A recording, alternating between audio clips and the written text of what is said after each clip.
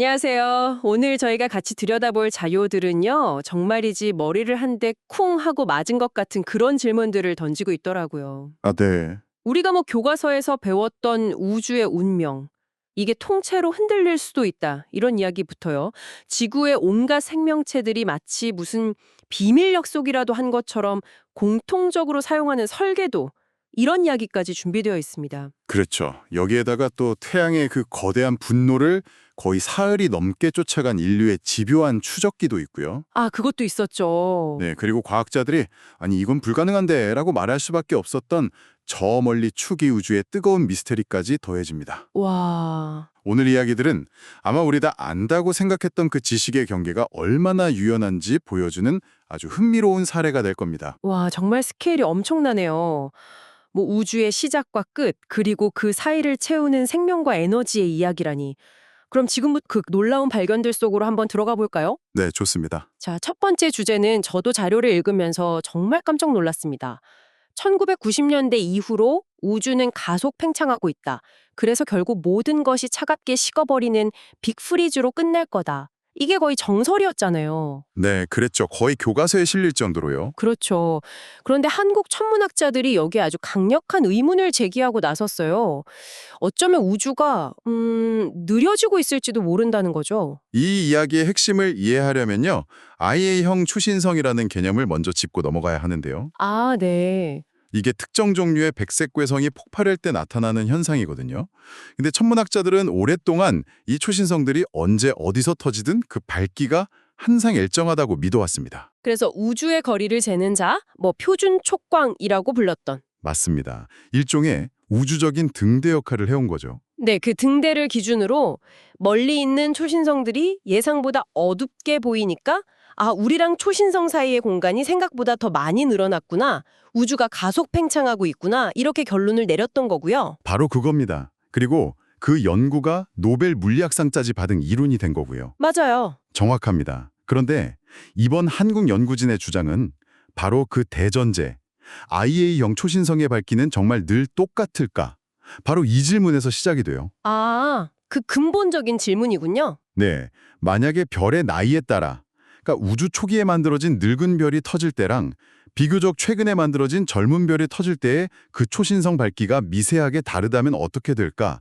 이게 연구팀의 가설이었어요. 잠깐만요. 그럼 별의 나이에 따라 밝기가 다르다는 게 구체적으로 어떤 의미인가요?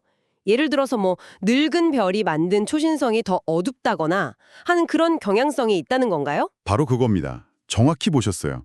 우주 초기에 태어난 별들은 수소나 헬륨 같은 가벼운 원소 위주로 이루어져 있고요. 그렇죠. 후대에 태어난 별일수록 이전 세대 별들이 만든 무거운 원소들, 그러니까 천문학자들이 말하는 금속을 더 많이 포함하고 있거든요. 아, 성분이 다르군요. 네, 이 미세한 화학적 조성의 차이가 초신성 폭발의 밝기에 영향을 줄 수 있다. 이겁니다. 그래서 연구팀은 이런 나이 효과를 고려해서 애리조나의 DESI 장비 데이터를 다시 분석했습니다. 그랬더니 결과가? 완전히 뒤집혔다는 거군요.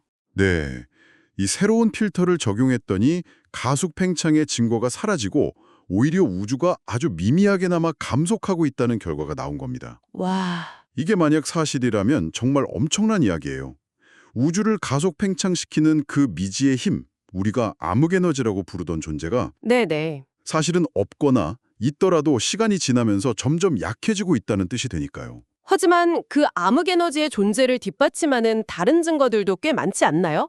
우주 배경 복사 관측이라던가. 이 연구 하나만으로 수십 년간 쌓아온 우주론을 뒤집기엔 아직 좀 이르지 않을까요? 물론입니다. 아주 날카로운 지적이세요. 그래서 천문학계의 반응도 아직은 굉장히 신중하고 또 회의적인 편입니다. 그렇겠죠. 연구에서 나타난 효과의 크기도 아직은 작고요. 무엇보다 노벨상까지 받은 이론을 뒤집으려면 정말 압도적이고 반복적인 증거가 필요하거든요. 그렇죠. 하지만 이 연구가 던지는 메시지는 분명해요. 과학에서 가장 기본적인 표준이라고 믿었던 것조차 끊임없이 의심하고 재검증하는 과정 속에서 새로운 발견이 나온다는 거죠. 이야, 우주의 운명이 영원한 팽창이 아니라 모든 것이 다시 한 점으로 수축하는 빅크런치가 될 수도 있다는 그 가능성을 다시 열었다는 것만으로도 정말 흥미진진한 도전이네요. 맞습니다. 교과서의 마지막 장이 아직 쓰이지 않았다는 걸 보여주는 아주 좋은 사례라고 할 수 있습니다. 우주의 거대한 운명 이야기에서 이번엔 시전을 확 바꿔서요. 우리 주변의 생명체, 그 아주 작은 구조로 한번 들어가 보죠. 혹시 거북이 등껍질이나 아니면 잠자리에 겹는 심지어 상어 피부의 미세한 비늘에서 어떤 공통점을 느껴보신 적 있으신가요? 아마 대부분은 그냥 지나쳤을 텐데요. 최근에 PNAS 넥서스라는 학술지에 발표된 한 연구가 바로 그 안에 숨겨진 놀라운 비밀을 파헤쳤습니다. 오, 어떤 비밀이죠? 연구진이 동물, 식물, 심지어 바이러스까지 생명계 전반에서 100가지가 넘는 사례를 분석했거든요. 그랬더니 모두가 약속이나 한 것처럼 비슷한 기하학적 타일 패턴, 즉 테셀레이션 구조를 가지고 있더라는 거예요. 서로 진화적으로는 아무런 관련이 없는 종들인데 어떻게 다들 똑같은 답을 찾아낸 걸까요? 마치 자연계에 보이지 않는 정답지라도 있는 것 같네요. 하하, 그 정답지의 이름이 바로 효율성입니다. 효율성이요? 네, 이 테셀레이션 구조를 자세히 보면요.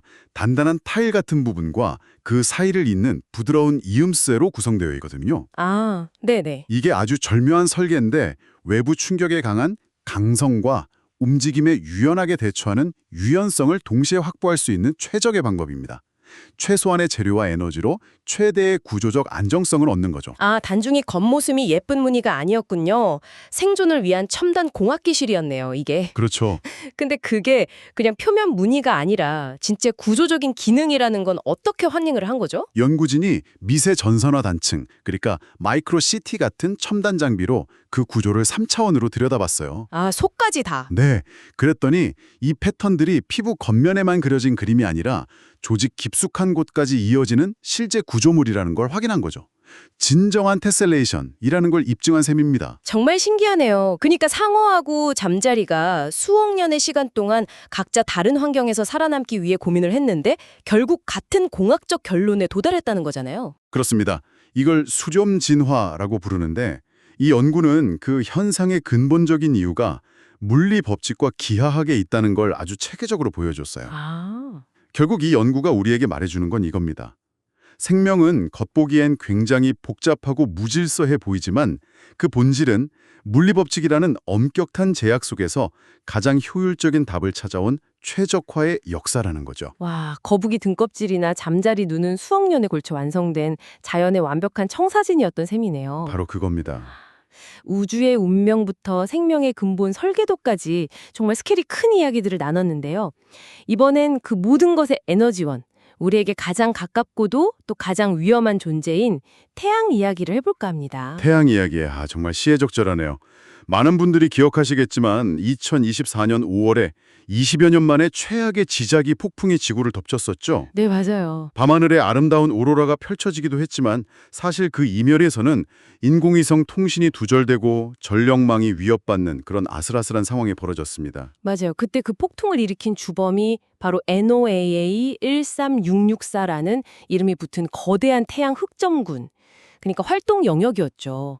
근데 이런 활동 영역을 추적하는 게 정말 어려운 일이라고 들었어요. 네, 맞습니다. 태양이 자전하니까 지구에서는 길어야 2주 정도밖에 못 본다고요? 네, 그게 기존의 한계였어요. 어떤 활동 영역이 어떻게 만들어져서 얼마나 위험하게 성장한 뒤 언제 폭발하는지 그 전체 생애 주기를 본다는 건 이건 뭐 불가능에 가까웠죠.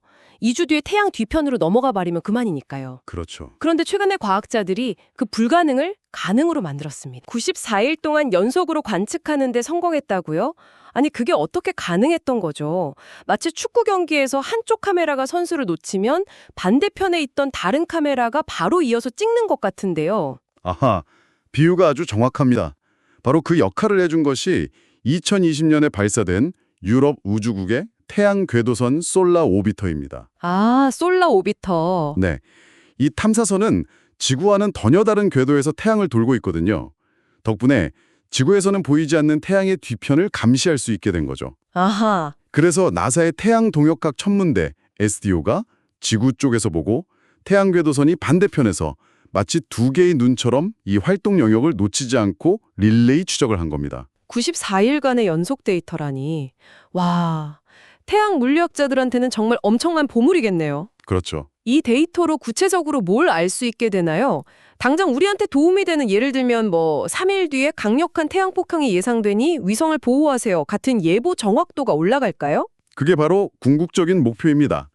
지금까지의 우주 날씨 예보는 태양 표면에서 폭발이 일어난 후에야 아, 이제 곧 뭔가 날아오겠구나 하고 대비하는 수준이었어요. 수동적이었네요. 네.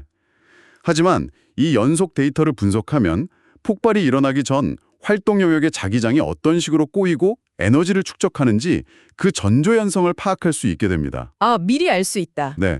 우주 날씨를 넘어서 우주 날씨 예보의 시대로 나아가는 결정적인 단서를 얻은 셈이죠. 이제는 태양의 분노를 그저 지켜보는 게 아니라 미리 예측하고 대비하는 시대로 가고 있다는 거군요.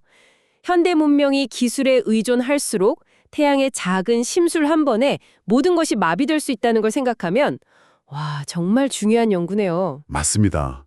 인류 문명을 지키기 위한 일종의 우주적 방파제를 쌓는 일이라고 할 수 있습니다. 자, 이제 마지막으로 다시 시간과 공간을 아주 멀리 거슬러 올라가 보겠습니다. 우리에게 가장 가까운 별 태양을 떠나서요. 우주의 나이가 고작 14억 살에 불과했던 아주 먼 과거, 우주의 유년 시절로 가볼 겁니다. 그곳에서 과학자들은 현재의 우주론으로는 도저히 설명할 수 없는 말 그대로 있어서는 안 될 뜨거운 구조물을 발견했습니다. 있어서는 안 될 구조요? 네. SPT3249-56이라는 이름이 붙은 초기 은하단인데요. 은하단이라는 게 수백 수천 개의 은하들이 중력으로 뭉쳐있는 우주에서 가장 거대한 구조물이잖아요. 네. 그런데 우주 나이가 14억 살이면 사람으로 치면 아직 갓난아기나 마찬가지인데 그때 벌써 그렇게 거대한 구조가 만들어졌다는 것 자체도 신기하네요. 그것도 놀랍지만 진짜 미스테리는 따로 있었습니다. 칠레에 있는 알마 망원경으로 이 은하단을 아주 정밀하게 관측했더니 은하들 사이의 공간을 채우고 있는 거대한 가스 구름이 상상 이상으로 뜨거웠다는 겁니다. 얼마나 뜨거웠길래요? 기존 이론이 예측했던 것보다 최소 5배 이상, 수천만 도에 달하는 초고온 상태였어요. 5배나요. 아니 이제 막 식기 시작해야 할 아기 우주에서 어떻게 그런 열이 나올 수 있는 거죠? 그 에너지는 다 어디서 온 건가요? 이건 뭔가 이치에 맞지 않는 느낌인데요? 바로 그 점 때문에 과학자들이 혼란에 빠진 겁니다. 기존의 통념상 빅뱅 직후의 초기 우주는 상대적으로 차갑고 은하들도 이제 막 만들어지기 시작하는 뭐랄까 평온한 상태여야 하거든요. 네, 그렇죠. 그런데 그곳에 지금의 거대 은하단 못지않은 에너지를 뿜어내는 구조가 떡하니 존재하고 있었던 거죠. 기존의 은하 형성 모델을 정면으로 위배하는 발견입니다. 그럼 그 엄청난 열의 원인에 대해 뭔가 추측이라도 나온 게 있나요? 뭐 초대 질량 블랙홀들이 미친 듯이 활동했다거나 아니면 우리가 아직 상상도 못한 무언가가 있었던 걸까요? 연구팀도 아직 그 정확한 원인은 찾지 못했습니다. 다만 말씀하신 것처럼 우리가 생각했던 것보다 훨씬 더 이른 시기에 초대 질량 블랙홀들이 활발하게 물질을 집어삼키면서 막대한 에너지를 방출했거나 혹은 은하들끼리 훨씬 더 격렬하게 충돌하고 합병하면서 가스를 뜨겁게 달고 쓸 가능성을 제기하고 있습니다. 아, 어느 쪽이든 초기 우주가 우리가 생각했던 것보다 훨씬 더 역동적이고 시끄러운 장소였다는 걸 암시하죠. 결국 이 발견은 우주 진화의 타임라인을 다시 써야 할지도 모른다는 신호탄 같은 거군요. 그렇습니다. 거대 은하와 은하단이 어떻게 지금의 모습으로 성장했는지에 대한 우리의 이해를 근본적으로 바꿔야 할지도 모르는 아주 중요한 퍼즐 조각이 발견된 셈입니다. 와, 오늘 정말 엄청난 이야기들을 다뤘네요. 우주의 종말 시나리오를 뒤흔드는 새로운 가능성에서부터 모든 생명체를 관통하는 보편적인 설계 원리, 그리고 인류 문명을 지키기 위한 태양 관측의 눈부신 발전과 우주 탄생 초기의 미스터리까지 머리가 어지러질할 정도네요. 하하, 오늘 다룬 4가지 이야기가 겉보기에는 다 달라 보이지만 사실은 하나의 공통점을 가지고 있습니다. 아, 어떤 거죠? 바로 새로운 기술이나 새로운 관점으로 기존의 데이터를 다시 들여다보는 것만으로도 우리가 당연하게 여겼던 사실이 얼마나 쉽게 흔들릴 수 있는지를 보여준다는 점이죠. 우주와 생명은 여전히 우리를 놀라게 할 준비가 되어 있다는 뜻입니다. 오늘 나눈 이야기들을 종합해보니 문득 이런 생각이 들어요. 우주의 시작, 그러니까 그 초고온 은하단, 그리고 우주의 끝, 빅크런치 가능성. 이 양극단에 대한 우리의 이해가 바로 지금, 이 순간 동시에 도전을 받고 있잖아요. 그러네요. 이걸 보고 있으니 괜히 소름이 돋네요. 정말 흥미로운 연결점이네요. 우주의 알파와 오메가가 모두 미궁에 빠진 셈이니까요. 그쵸? 그렇다면 이런 질문을 던져볼 수 있지 않을까요? 만약 우주의 시작과 끝, 이라는 가장 근본적인 두 지점이 이렇게 유동적이라면 그 두 지점 사이에 우리가 진실이라고 믿고 있는 우주의 다른 법칙들이나 현상들 역시 어쩌면 다음 발견에 기다리고 있는 임시 가설에 불과한 것은 아닐까 하고요. 와. 이 질문을 여러분께 남겨드리면서 오늘 심층 분석을 마치겠습니다.